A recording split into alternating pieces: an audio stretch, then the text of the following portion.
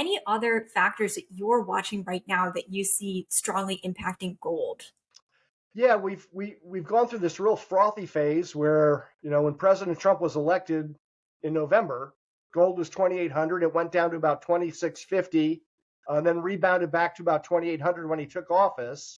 This whole tariff concern punched it all the way up almost to 3,000, and then we went into a corrective phase, right, where the froth is kind of coming out of the market. It's healthy. I would have thought that the correction we've been going through for gold in particular would have been more pronounced and prolonged, possibly taking gold down to 2,750, maybe 2,700 on a technical look at the charts. But what's happened since February 28th is something very dramatic and meaningful, which is President Trump and President Zelensky had that fight, public fight, in the Oval Office, which signaled a gigantic shift of U.S. policy, eliminating 60, 70 years of, hey, the U.S. has got Europe's back. And now we're saying not only that we're probably not going to support Europe, but we're certainly not going to continue to support Ukraine because Donald Trump wants that war to end. And I don't blame him for that. It's been a vicious, brutal, ugly situation.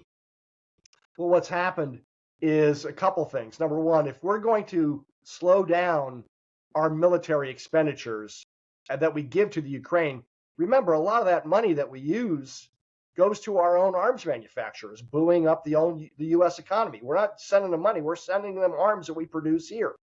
So if we're going to slow that down, that's going to be a slowdown of U.S. economic growth. But by contrast, Europe has vowed a pledge, Germany, France, Great Britain, to supplement that.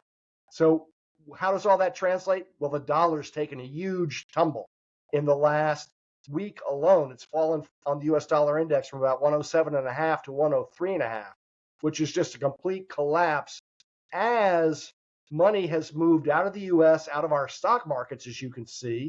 That's pretty obvious. And out of our currency and primarily into the euro and the yen. The euro and the British pound, which have surged on the back of this dollar collapse.